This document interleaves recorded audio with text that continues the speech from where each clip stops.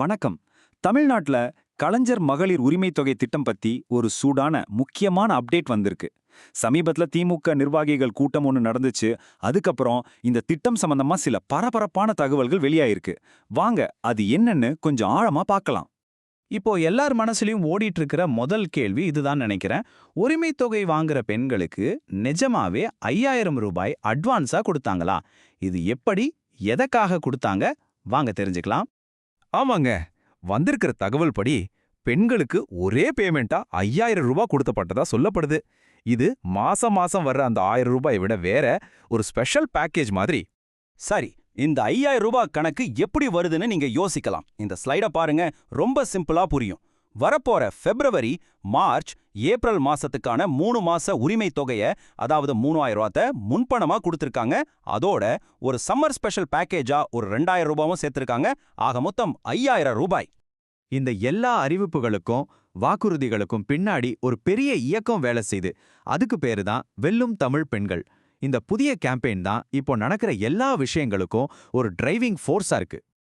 அப்போ என்னது இந்த வெல்லும் தமிழ் பெண்கள் கேம்பெயின்?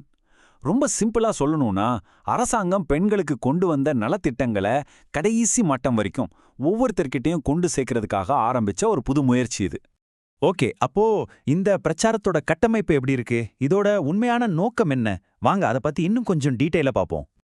இந்த கேம்பெயினோட முக்கியமான நோக்கம் என்னன்னா, இந்த திராவிட மாடல் அரசாங்கம் பெண்கள் நலனுக்காக செஞ்ச சாதனைகளை ஒவ்வொரு பெண்கிட்டையும் நேரடியா கொண்டு போய் சேர்க்கறது தான்.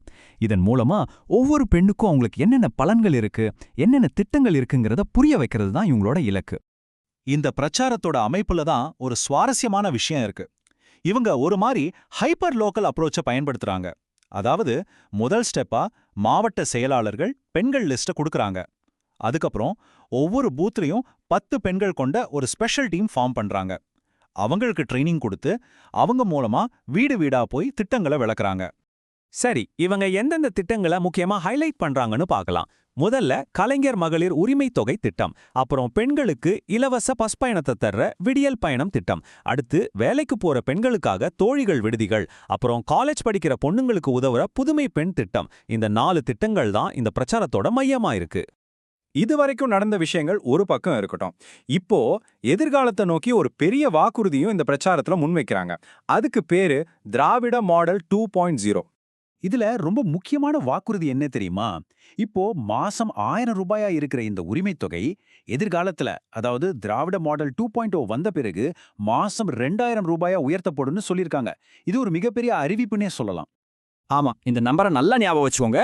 மாசத்துக்கு 2000 ரூபாய். இதுதான் எதிர்காலத்துக்கான வாக்குறுதியா கொடுக்கப்பட்டிருக்கு. சரி, இந்த திட்டங்களுக்கும் பிரச்சாரத்துக்கும் பின்னாடி இருக்கிற அரசியல் மற்றும் சமூக ரீதியான வியூகம் என்னவா இருக்கும்? இது வெறும் நலத்திட்டங்களை கொடுக்கறது மட்டும் இல்லைன்னு நல்லாவே தெரியுது. பாருங்க, இந்த ஒரு வாக்கியம் இந்த பிரச்சாரத்தோட ஆழமான சித்தாந்தத்தை ரொம்ப அழகா விளக்குது. அதாவது பெண்களை வெறும் பெனிஃபிஷியரியா பார்க்காம அவங்களையும் மாநிலத்தோட வளர்ச்சியில ஒரு முக்கிய ஸ்டேக் ஹோல்டரா, அதாவது பங்குதாரரா மாத்தணுங்கிறது தான் இவங்களோட நோக்கம்னு சொல்லப்படுது. இந்த பிரச்சாரத்துக்கு எவ்வளவு முக்கியத்துவம் கொடுக்கப்படுதுங்கிறத இந்த மீட்டிங்ஸை பார்த்தாலே தெரியும். மாவட்ட செயலாளர்கள், எம்பிக்கள், எம்எல்ஏக்கள்னு எல்லாரும் கலந்துகிட்ட கூட்டம் நடந்திருக்கு. அது மட்டும் இல்லாம முதலமைச்சரே வீடியோ கான்ஃபரன்ஸ் மூலமா இறுதி ஏற்பாடுகள் பத்தி ஆலோசிச்சிருக்கார். இதெல்லாம் பார்க்கும்போது இது எவ்வளவு பெரிய லெவல்ல திட்டமிடப்பட்டிருக்குன்னு புரியுது. ஆக அரசாங்கத்தோட சாதனைகளை நேரடியா மக்கள் கிட்ட கொண்டு போறது, அதே சமயம் எதிர்காலத்துக்கான வாக்குறுதிகளை கொடுக்கறதுன்னு இந்த பிரச்சாரம் பல முனைகள்ல வேலை செய்யுது. கடைசியா இது நம்ம எல்லார் மனசுலயும் ஒரு முக்கியமான கேள்வியை எழுப்புது. இந்த மாதிரி நலத்திட்டங்களும் வீடு வீடா போய் செய்யற நேரடி பிரச்சாரங்களும் தமிழ்நாட்டு பெண்களோட வாழ்க்கையில நீண்ட கால அடிப்படையில என்ன மாதிரியான தாக்கத்தை ஏற்படுத்தும்? இது நாம எல்லாரும் யோசிக்க வேண்டிய ஒரு விஷயம்.